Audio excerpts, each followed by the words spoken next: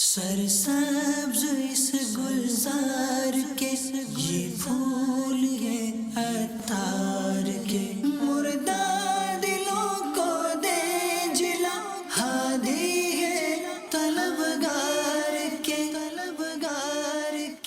الحمدللہ رب العالمین والصلاة والسلام علی سید المرسلین اما بعد فاعوذ باللہ من الشیطان الرجیم بسم اللہ الرحمن الرحیم الصلاة والسلام علیکہ یا رسول اللہ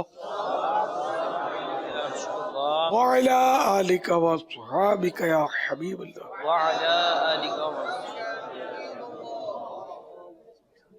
الصلاة والسلام علیکہ یا نبی اللہ وعلا آلک وصحابک یا نور اللہ. میرا نام محمد آفتاب عالم قادری اور میرے والد صاحب کا نام حاجی محمد اسحاق قادری. یہ آپ کی دعاؤں کا توفیل ہے کہ میں اس سے پہلے بھی شوبیز کے لوگوں کو یہاں لایا اور اللہ کرے کہ مجھے میرا رب یہ توفیق دیتا رہے، میں لیتا رہوں اور لاتا رہوں، اور میں بھی اللہ کرے کہ جو آپ چاہتے ہیں اللہ کرے یہ ہو جائے. یہ حنیف اتاری کو بھی میں لایا تھا اور آج مجھے فخر ہے کہ الحمدللہ بہت ہی اور بھی لوگ ہیں، اور کوشش کر رہا ہوں اور میں سمجھتا ہوں کہ ہمارے چینل کے حوالے سے میرا رب ہمیں اتنی عنایت کر رہا ہے کہ اب ہم کسی سے کہتے ہیں تو وہ اس طرح خوش ہو جاتا ہے. ابھی آج کی بات میں بتا رہا ہوں کہ بہت سارے ایسے لوگوں سے میں نے کہا جو مصروف تھے، لیکن جب میں نے کہا کہ حضرت صاحب سے بالمصافہ ملاقات بھی ہوگی اور مذاکرے میں بھی بیٹھیں گے، آپ کو کوئی سوال کرنا ہے بخدا، جس میں یہ بلوچ صاحب یہ شخص اتنا بیزی اور بڑا اچھا صحافی بھی ہے. جب میں نے اسے کہا تو اس بلوچ نے مجھے ایک بات کہی کہ آفتاب، زندگی میں میری خواہش ہے کہ میں حضرت صاحب کے روبرو بیٹھوں. تو اللہ تعالیٰ نے مجھے ایسے مواقع دیے ہیں، بس دعا کیجیے گا کہ اللہ کرے کہ ہم بس مدنی چینل اور فیضان مدینہ سے اتنا کچھ حاصل کریں کہ ہمیشہ ہمارے یہیں پر رہیں، ہم مناظرے میں ہوں، اعتکاف بھی کریں. اب میں اگر اجازت ہو تو یہ میں ظفر رامے سے درخواست کروں گا کہ حضور پاک صلی اللہ علیہ وسلم کی شان میں جو نعت رسول مقبول سنائے اس کے بے شک چند اشعار سنا دیجیے گا. ظفر رامے حضرت صاحب بہت بڑی ایک نام ہے، لیکن میں نے درخواست کی ہے اور آپ سب کہیے سبحان اللہ. ایک نعت مجھے بہت خوبصورت لگتی ہے اور میرا دل اندر سے رو رو کر امنڈ منڈ کر آتا ہے اس نعت کو پڑھنے پر یا سننے پر. میں آپ کی خدمت میں پیش کرنا چاہتا ہوں. کچھ نہیں مانگتا شاہوں سے یہ شیدا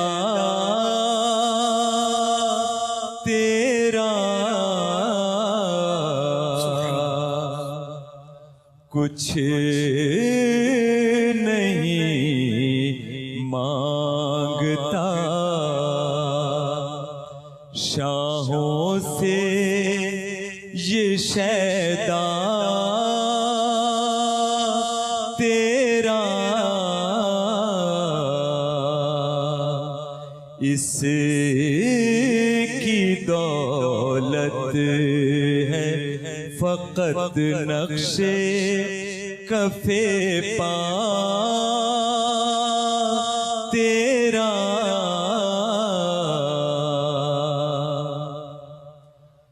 پورے قد سے جو کھڑا ہوں تو یہ ہے تیرا کرم،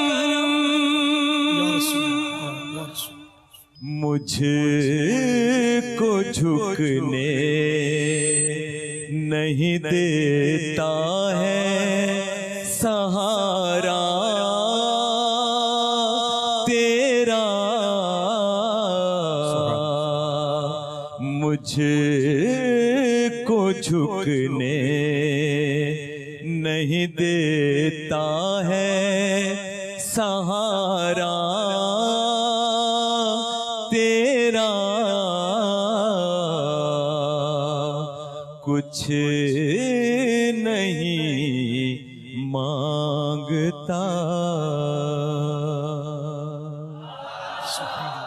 میری بچپن سے یہ خواہش تھی کہ میں آپ کا دیدار کروں، اور میرا پورا گھر آپ کا مرید ہے، اور میں بھی آپ کا مرید ہوں. میں ایک سوال کرنا چاہتا ہوں حضرت صاحب, 30 دن کا اعتکاف کرنا کیا سنت ہے؟ سرکار صلی اللہ تعالیٰ علیہ وآلہ وسلم سے ثابت ہے.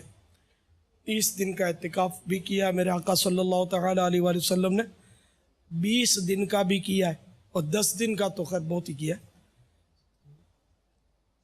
سرکار صلی اللہ تعالیٰ علیہ وآلہ وسلم سے ثابت ہے. اب ایک دو بار کوئی عمل سرکار صلی اللہ تعالیٰ علیہ وآلہ وسلم نے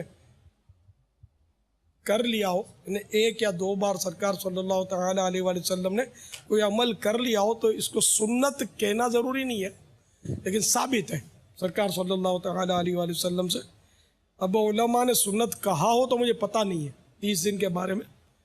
10 دن کا البتہ سنت ہے, اور وہ سنت کفایہ, سنت موقدہ, نہیں پوری بستی کے میں کوئی بھی نہیں کرے گا ان آخری 10 دنوں کا رمضان کے, تو سب پر یہ وبال آئے گا کہ انہوں نے سنت ترک کی. واللہ تعالی اعلم ورسولہ اعلم عز وجل وصلی اللہ تعالی علیہ وآلہ وسلم. صلو علی الحبیب صلی اللہ تعالی علی محمد. آپ سے ایک سوال کرنا ہے کہ مدینے میں جالی مبارک کے سامنے اونچی آواز کرنا کیسا ہے؟ وہاں مسئلہ ہے, اوپر یہ آیت بھی لکھی ہوئی ہے کہ نبی کی آواز پر اپنی آواز بلند مت کرو. تو اس میں آگے پھر وہ ہے کہ تمہارے اعمال برباد ہو جائے اور کہیں تمہیں پتہ بھی نہ چلے. تو ایسا ویسے وہاں کرنا مشکل تو بہت ہے, وہاں اس طرح کے لوگ ہوتے ہیں جو جالی مبارک کو چھونے بھی نہیں دیتے, روکتے ہیں, تو آپ نے سب دیکھا ہوگا.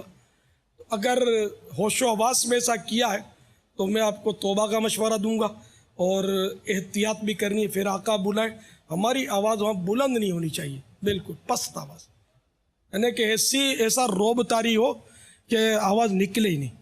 جس سے کہ وہ ایک فارسی کا شعر ہے, ادب گاہ ہست زیر آسماں از عرش نازک تر, نفس گم کردہ می آید جنید و با یزید ہی جا. یعنی یہ وہ ادب کی جگہ ہے کہ جہاں جنید بغدادی اور با یزید بستامی جیسے بڑے بڑے اولیاء کا سانس رک جاتا ہے, نفس سانس کو بولتے ہیں, سانس رک جاتا ہے. تو واقعی وہ بارگاہ ایسی ہے.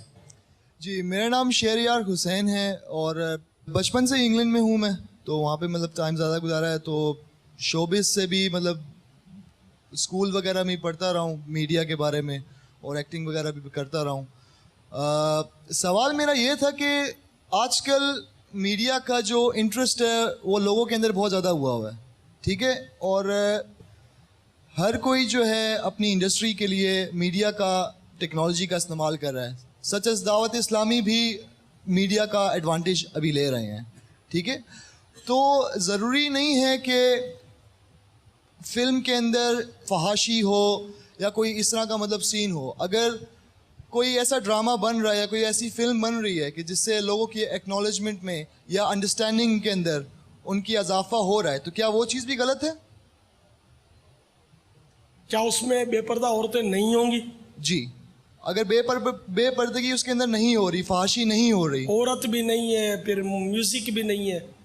نہیں باپا دیکھیں, عورت تو مطلب دنیا کا ایک حصہ ہے, عورت بھی, ٹھیک جس ہے, کو اسکرین پر نہیں آنا چاہیے ایسا حصہ ہے.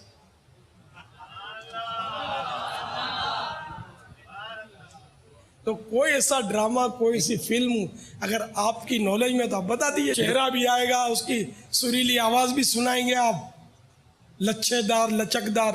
نہیں سریلی آواز تو باپا ضروری نہیں اس کے ہے, ایکشن بھی بتائیں گے آپ اسکرین پر, اور وہ ڈرامہ اور فلم ہوگی بھی مقدس, تو یہ سب ہو نہیں سکے گا. آپ بات کریں شریعہ, نو پرابلم, بات کریں. چل کیسے پائے گا وہ چل اسی طرح پائے گا. دیکھیں کہ ڈے ٹو ڈے کے اندر ہم لوگ عورتوں سے بھی مطلب مخاطب ہوتے ہیں, دیکھتے بھی ہیں. ہم بی بی فاطمہ رضی اللہ تعالی عنہا کے ماننے والے کہ جنہوں نے وہ جب میرے آقا صلی اللہ تعالی علیہ وآلہ وسلم پردہ فرما گئے, اس کے بعد کبھی ہنسی نہیں تھی.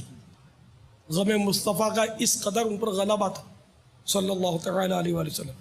ایک بار ہنسی تھی, وہ بھی اس وقت جب ان کو بتایا گیا ہے کہ وہ ڈولی بنا کر کہ جس میں اگر میت رکھی جائے تو اس کو کوئی دیکھ نہیں سکتا، ان کی یہ خواہش تھی کہ میری کفن میں لپٹی ہوئی لاش بھی کوئی غیر مرد نہ دیکھے۔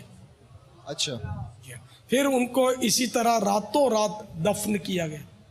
اور تدفین میں آداب ہیں یہ کہ جب عورت کو دفن کیا جائے اس وقت اس کو اس کے گھر والے جو ہیں وہ اتاریں، گھر کے افراد، اگر نہیں ہے کوئی ایسا تو پھر کوئی نیک پرہیزگار آدمی اس کو اتارے اور اس کی کفن میں لپٹی ہوئی لاش کو بھی پردے میں چھپائے رکھے، پردے کے ساتھ اس کی تدفین ہو۔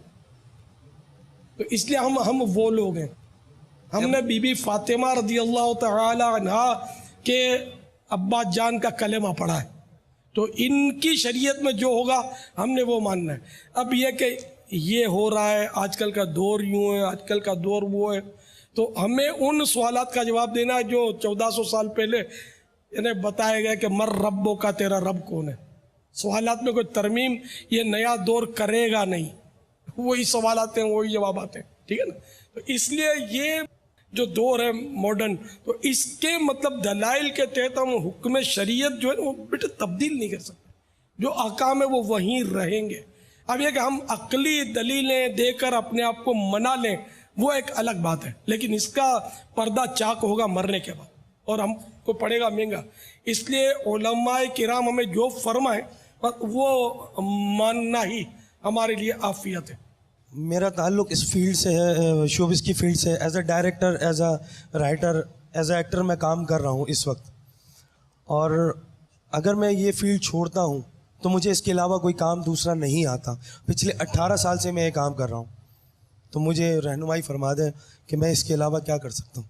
میرے آقا اعلیٰ حضرت رحمۃ اللہ تعالیٰ علیہ کی بارگاہ میں ایک شخص حاضر ہوا، اس نے کہا کہ میں وثیقہ نویسی کرتا ہوں، ڈاکیومنٹس سود کے وہ کرتا ہوں کام، اور بال بچے دار ہوں، کوئی اور ذریعے روزگار بھی نہیں اور کوئی میں کام جانتا بھی نہیں۔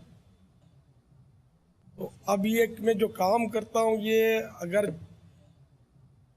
جائز نہیں ہے تو آپ مجھے فرما دیں تو میں چھوڑ دوں گا، اور ساتھ میں یہ بتا دیں کہ میرا اور کوئی ذریعہ روزگار نہیں۔ تو سرکار اعلیٰ حضرت رحمۃ اللہ تعالی علیہ نے اس کو اس طرح مخاطب کیا کہ بندے اپنے رب سے ڈرنے والے، اور اس طرح اس کی حوصلہ افزائی کی اور اللہ تعالیٰ کی رحمت کی طرف اس کو ڈھارس بندائی اللہ کی رحمت سے، اور وہ قرآنی آیت وَمَن يَتَّقِ اللَّهَ يَجْعَل لَّهُ مَخْرَجًا وَيَرْزُقْهُ مِنْ حَيْثُ لَا يَحْتَسِبُ وَمَن يَتَوَكَّلْ عَلَى اللَّهِ فَهُوَ حَسْبُهُ إِنَّ اللَّهَ بَالِغُ أَمْرِهِ قَدْ جَعَلَ اللَّهُ لِكُلِّ شَيْءٍ قَدْرًا۔ ترجمہ کنز الایمان۔ اور جو اللہ سے ڈرے اللہ اس کے لیے نجات کی راہ نکال دے گا اور اسے وہاں سے روزی دے گا جہاں اس کا گمان نہ ہو، اور جو اللہ پر بھروسہ کرے تو وہ اسے کافی ہے۔ بے شک اللہ اپنا کام پورا کرنے والا ہے، بے شک اللہ نے ہر چیز کا ایک اندازہ رکھا ہے۔ تو اس میں یہ ہے کہ بس اپنا ایمان پکا ہو کہ وہ جس رب نے ہمیں پیدا فرمایا جب تک اس نے زندہ رکھنا ہے، ہماری روزی اس کے ذمہ کرم پر ہے، اور وہ ضرور آپ کے لیے راہ کھول دے گا اور سب کچھ ہو جائے گا انشاءاللہ۔ تھوڑی بہت آزمائش بھی آئی تو اس میں صبر کرنا ہوگا، یہ نہیں کہ پھر خدا نخواستہ وہ دوبارہ وہاں پلٹ گئے۔ وہ ایسی پکی توبہ ہو کہ میں نے چاہے مجھے میرے رب نے بھوکا بھی مار دیا تو بس اس کی مرضی ہے، وہ مالک ہے، میں مملوک ہوں، وہ میرا آقا ہے، وہ جس طرح مجھے جس حال میں بھی رکھے اللہ تعالیٰ راستہ کر دے گا۔ ہمت کرے، توبہ کرے۔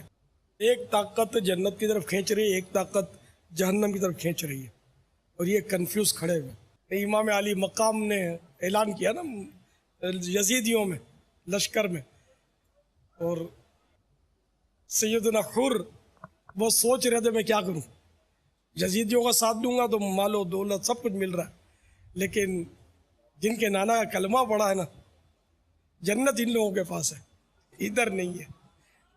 तो एक ताकत जहन्नम की तरफ खींच रही थी, एक ताकत जन्नत की तरफ बुला रही थी। तो आपने घोड़े को एड़ लगाई कि हो सके तो जन्नत ही में जाना चाहिए। मेरे लिए दुआ फरमा दे। हाँ बस हिम्मत, कोशिश करूंगा। ये एक मतलब बस ऐसे ही रस्मी जुमला होता है उमूमन, वो बस खलास। जैसे वो एक शख्स कीचड़ में फंसा हुआ था और बेचारा कोशिश कर रहा था निकलने की, निकल नहीं पा रहा था, तो एक दूसरा निकला, उसने इसके पिस्टन ताकी, अब वो झप मारी और भागा, तो उसने पिस्टन फेंक दी और हंसकर कहा कि मैं तुझे मारना नहीं चाहता था, तू बराबर जोर नहीं लगा रहा था, देख मौत सर पे मंडलाई, तूने जोर लगाया, निकलने में कामयाब हो गया। तो ये कि बस हिम्मत है, मरना ते मदद खुदा। आज से खलास, अल्लाह ताला आपको गैब से रोजी देगा। तो हनीफ भाई ने है ना आपके सामने कह रहे कि मुझे पहले से ज़्यादा बरकत है, अल्लाह की रहमत है इंशाअल्लाह। बस खलास पिछला सारा मतलब ये उसकी तौबा, और ये भी आप फरमा दें कि मैंने तौबा की, और मेरे जो भी आपकी कैसेटें VCDs जो भी हो, जो भी असरात है गुनाह के, वो अपने चाहने वालों को आप कह दें कि ये सब ख़त्म कर दो, तो मेरा साथ दो। अब मैं इस फील्ड से गया, अब मेरा रुख मदीने की तरफ है। बाबा आप मुझे गले से लगा लें और मेरे लिए दुआ फरमा दें अगर हो सके इंशाअल्लाह। सुन्नत की बहार आई, फैज़ान मदीना में फैशन को हया आई, फैज़ान मदीना में, फैज़ान मदीना में, फैज़ान मदीना है और फैज़ है आकाई, फैज़ान मदीना, फैज़ान मदीना, फैज़ान अमीर अहले सुन्नत। बाबा हैदराबाद से शोबजिन से ताल्लुक़ है, मोहम्मद अरशद शेख। मेरे दो सवाल हैं बाबा जी। एक तो रमज़ान का महीना में अक्सर हम लोग रात को नाइट मैच खेलते हैं रोड पर ना, पूरी रात मैच होता है हमारा, और उसके बाद सहरी के लिए चले जाते हैं हम लोग। सहरी के बाद नमाज़ पढ़ के सो जाते हैं, तो वो जो पूरी रात हम लोगों ने मैच खेला और नमाज़ पढ़ी, तो उसमें हमारा रोज़ा हो जाएगा। और दूसरा ये है कि हमारे मोहल्ले की एक मस्जिद है जिसमें एक मार्केट वाले ऊपर से रोज़ा तरावी करवाते हैं और नीचे जो 27वीं शब को ख़त्म होती है, तो हम लोग अक्सर ऐसा करते हैं कि वो जो 6 रोज़ा तरावी होती है उसमें पार्टिसिपेट कर लेते हैं कि जल्द से जल्द हमारी, यानी कि जो कलाम पाक है वो हम एक ही मरतबा सुन लें एक हफ़्ते में। तो ये दोनों चीज़ें हमारे लिए सही हैं? आपके लिए सही है या गलत, ये एक अलग बात है, और रोज़ा होता है नहीं होता ये अलग अलग बात है, दोनों बातें। रोज़े में तो खैर रोज़ा तो हो जाएगा, यानी अगर किसी ने रात भर गुनाह में गुजारी मिसाल के तौर पे और दिन को रोज़ा रखा, तो रोज़ा तो उसका हो जाएगा, माना जाएगा। मगर ये सही नहीं है। रात यानी क्रिकेट खेलना जो है ना, ये वैसे ही सही नहीं है, सिवाय इसके कि वर्जिश की नीयत से कोई अगर खेलता है जबकि और कोई माने शरई ना हो तो इसकी गुंजाइश निकलती है, वरना आजकल जिस अंदाज में हो रहा है सही नहीं है। और दूसरा ये जो 6 रोज़ा तरावी है, 3 रोज़ा 6 रोज़ा, मैं इसको रस्म तरावी कहता हूँ। चलो तरावी सारा महीना सुन्नत मुक्कदा है, समझे, वो पढ़नी है। तो अब 3 दिन में पढ़ लिया और फिर वो ईशा की भी लोग छुट्टी कर देते हैं, माजों का पढ़ते ही नहीं है, फिर वो कि हमने 3 दिन तरावी पढ़ लिया, अब ईशा की भी छुट्टी, अब सारा रमज़ान आज़ाद हो गए नमाजों से, ईशा की और तरावी। तो ये गलत है। अगर 3 दिन में कुरान करीम ख़त्म कर लिया और ऐसा किया कि ख़त्म सही किया, सही मैंने कहीं सुना नहीं है कि सही कुरान करीम 3 दिन में कहीं पढ़ा जाता हो। आपको भी शायद अंदाज़ा होगा, पल्ले कुछ नहीं पड़ता होगा, भाई ये होता होगा, तो ये कुरान नहीं पढ़ रहे, اس طرح یہ پڑھنا یہ قرآن نہیں ہوتا، اس کے تجوید کے قواعد ہیں۔ قرآن کریم میں خود قرآن کے بارے میں حکم ہے وَرَتِّلِ الْقُرْآنَ تَرْتِيلًا، اور قرآن ٹھہر ٹھہر کر پڑھو۔ تو یہ رسم تراویح، ہم جس امام اعظم ابو حنیفہ رحمۃ اللہ تعالیٰ علیہ کے مقلد ہیں، وہ امام صاحب روزانہ رات کو ایک قرآن پڑھتے تھے، دن کو ایک قرآن پڑھتے تھے، اور تراویح میں سارے مہینے میں ایک قرآن پڑھتے تھے، پورے مہینے میں 61 مرتبہ قرآن پڑھتے تھے۔ ہمارے ہاں بس وہ رسم ہے کہ پڑھ لیا اب جیسے اب آزاد ہو گئے۔ اس پر غور فرما لیجیے، 30 دن میں پڑھیں، 27 دن میں ایسی جگہ پڑھیں اطمینان سے، اور قرآن کے کوئی الفاظ تو سمجھ میں آئے اپنے۔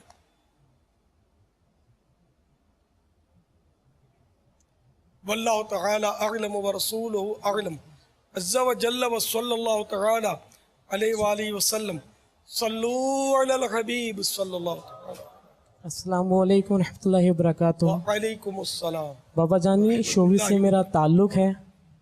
آج سے 3 سال پہلے اپنے سنگنگ کیریئر کا میں نے آغاز کیا۔ کچھ دوستوں نے مل کے مجھے کہا کہ تمہاری آواز اچھی ہے، تمہیں سیکھنا چاہیے، تو میں ان کی باتوں میں آ کر سنگنگ سیکھی باقاعدہ۔ کیا سیکھا؟ سنگنگ سیکھی، گانے بازی سیکھے، میوزک۔ اچھا میوزک سیکھا استاد کے ذریعے 1 سال میں نے۔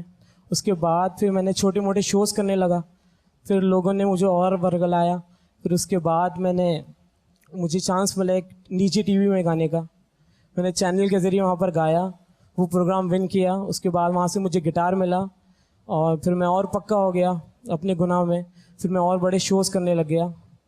تو میں آج مدنی چینل کے توسط سے توبہ کرنا چاہتا ہوں، الحمدللہ الحمدللہ، اور میں آج سے وعدہ کرتا ہوں کہ آج سے گانے باجے، فلمیں، ڈرامے کچھ نہیں گاؤں گا، کچھ نہیں کروں گا ماشاءاللہ۔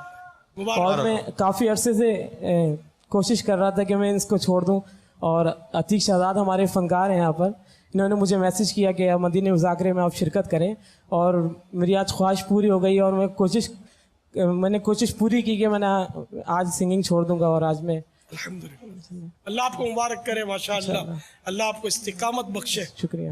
بابا جانی، آپ کے گلے لگنا چاہتا ہوں ایک دفعہ۔ سبحان اللہ۔ یہ سب اکٹھے توبہ کر کے نا لائن لگا کے گلے سبحان اللہ۔ ایک ایک کیوں، سب توبہ کر لیں۔ آپ کے گلے لگ جاؤں گا تو اس کے بعد پھر خیال بھی نہیں آئے گا سنگنگ کی طرف۔ اللہ کرے، اللہ استقامت بخشے۔ اذکر اللہ۔ تھا جس کا کام پہلے الٹے الٹے گانے گانا تھا،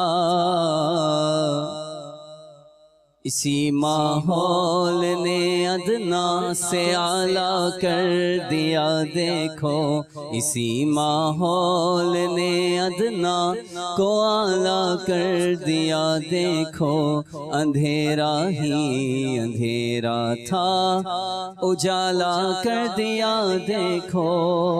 بابا جی، میرا تعلق حیدرآباد سے ہے، میں ایک ڈانسر ہوں، اور میں ایک سوال پوچھنا چاہ رہا تھا آپ سے کہ ہم جب شوز کر کے آتے ہیں صبح فجر میں 5 بجے کے ٹائم، تو ہم انہی کپڑوں میں، مطلب پسینے تر ہوئے ہوتے ہیں، انہی کپڑوں میں فجر کی نماز پڑھنے چلے جاتے ہیں۔ نماز کے لیے ایسا ہے کہ نماز کے لیے کپڑے پاک ہو، اور بہتر یہ ہے کہ اس لباس میں نماز پڑھے کہ جو کسی معزز آدمی کے سامنے جس لباس میں آدمی جاتا ہے اس لباس میں نماز پڑھے، یہ بہتر ہے۔ اب اگر اس کے کپڑے ایسے ہیں کہ وہ معزز آدمی کے پاس سامنے اس طرح نہیں جاتا، اور ہیں پاک، بدبو بھی نہیں ہے، تو پھر مسجد میں جانے میں حرج نہیں ہے، جبکہ کوئی شرعی رکاوٹ نہ ہو۔ ہاں، بعضوں کے پسینے میں بدبو بڑی ہوتی ہے۔ اب اگر بدبودار پسینے کے ساتھ کہ جس کی بدبو پھیل رہی ہے، پھر تو مسجد کا داخلہ ناجائز ہے۔ اب چاہے وہ ڈانسر ہو، چاہے تہجد گزار ہو، کوئی بھی ہو، اس کو مسجد میں بدبودار حالت میں آنے کی اجازت نہیں ہے، گناہ گار ہوگا، فرشتوں کو اس سے تکلیف ہوتی ہے۔ تو بدبو لے کر مسجد میں آنا یہ حرام ہے۔ منہ میں بعضوں کے بدبو آتی ہے تو اس کو بھی مسجد میں آنا حرام ہے، اس صورت میں جبکہ بدبو آ رہی ہو۔ اس طرح پسینہ، بعض اوقات ہم کہہ کے جا رہے ہیں کہ نماز پڑھنے جا رہے ہیں، بہت سے لوگ بیٹھے ہوتے ہیں کہ ہم نماز کے لیے جا رہے ہیں، یہ صحیح ہے کہہ کے جانا؟ मकसद ऐसा होता है कि बंदा नहीं बताए कि हम नमाज के लिए जा रहे हैं. नमाज तो बेटे ऐसा है कि आप मस्जिद में जा ही रहे हैं तो बहुत से दुनिया देखेगी कि आप नमाज पढ़ रहे हैं, छुप तो नहीं सकते इसमें. जी नहीं, बहुत से लोग कहते हैं कि ये बता के जा रहा है, मकसद दिखा नहीं, हुआ. अगर मकसद ये है कि लोग मुझे नमाजी समझे और मतलब अपना उसके दिलों में इज्जत बैठे मेरी, तब तो रियाकारी है. और अगर वैसे ही जा रहा है कि मैं जरा नमाज पढ़ के आता हूँ तो इसमें कोई अर्ज नहीं. क्या ये तो सभी जा रहे हैं, मौज़िन अजान से बुला ही रहा है, हय्या अलस सलाह, आओ नमाज के लिए. तो लोग आस्तीन ऊंची करके जा ही रहे हैं. ना भी बोले तो दुनिया देख रही है कि ये भाई नमाज के लिए जा रहा है, कोई अर्ज नहीं. अस्सलाम वालेकुम रहमतुल्लाहि व बरकातुहू. अस्सलाम व रहमतुल्लाहि व बरकातुहू. मेरा नाम अली बलोच है, मैं शो बिजनेस का डायरेक्टर भी हूँ, प्रोड्यूसर भी हूँ. तो मेरे दो सवाल हैं. मैं सवाल से पहले एक बात कह देता हूँ, जो मेरे बेटे के दरमियान, वो भी दावत इस्लामी से कुरान हाफिज़ है. तो मैं एक सफ़र पे हम जा रहे थे, मैं और मेरा बेटा मोहम्मद वलीद अरतारी. तो जैसे हम कुछ दुकान से कुछ ले रहे थे, वहाँ से वापसी तवज्जो से ज़रा सुने. तो जैसे हम गाड़ी में बैठने लगे, नमाज का टाइम हुआ, तो मैंने कहा बेटा आगे चल के नमाज़ पढ़ते हैं. कहते अब्बू नहीं, मैं अपना नमाज खुद पढ़ूंगा, ऐसा नहीं आगे चल के हमारा नमाज कोई और पढ़ ले. अगर किसी के समझ में आ गया हो तो मेरा सवाल ये है, मतलब हम अपनी नमाज खुद पढ़े, ऐसे नहीं हम आगे जाके अल्लाह ना करे कुछ हो जाए, एक पल का भी पता नहीं है, कुछ हो जाए तो हमारे नमाज जनाजा कोई और पढ़ेगा ना. ये चीज़, मैं ये चीज़ सुन के अपने बेटे से बहुत मुतासिर हुआ, बहुत खुश हुआ. बहुत बड़ी बात की है, बहुत बारीक बात की. बहुत बारीकी में मैं इतना मैंने देखा बेटे पे माशाल्लाह. मेरे सवाल ये है, जो पैंट पहनते हैं, जो मस्जिद में जाके ऊपर कर लेते हैं, उससे नमाज होता है या नहीं? पांचे जो ऊपर कर लेते हैं, पेंट या पाजामा शलवार को ऊपर या नीचे से फोल्ड करना, ये मोड़ना, ये नमाज इससे हो तो जाएगी लेकिन मकरूह तहरीमी होगी, गुनाहगार होगा. लिबास दुरुस्त करके फिर उसको पढ़नी होगी. दूसरा ये है, जो नाखून बड़े करते हैं, या मर्द को कितना करना चाहिए या औरत को कितना करना चाहिए? नाखून बढ़ाना तो ये मर्द औरत दोनों के लिए कि 40 दिन के अंदर अंदर नाखून काट ले. 40 दिन से ऊपर गुनाहगार होगा. और बड़ा नाखून पर शैतान बैठता है. सल्लु अलल हबीब सल्लल्लाहु तआला अलैहि मुहम्मद. सरे में है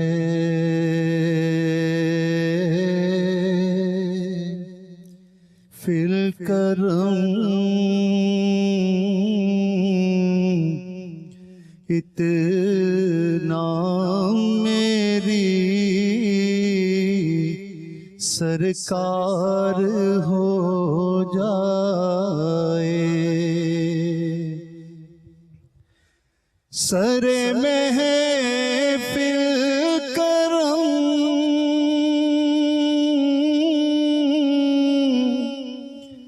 इतना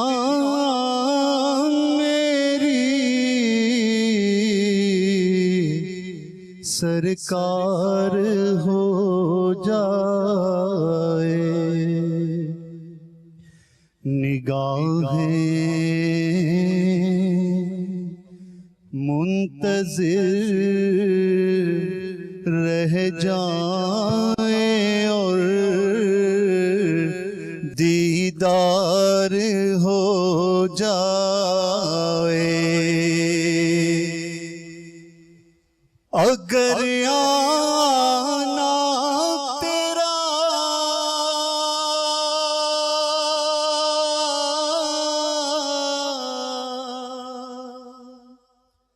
इस बज़्म में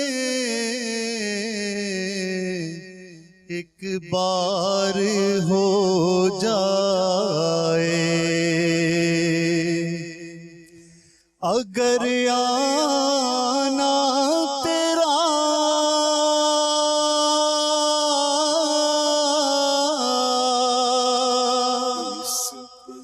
इस बज़्म में एक बार हो जाए तो दुनिया जान देने के लिए तैयार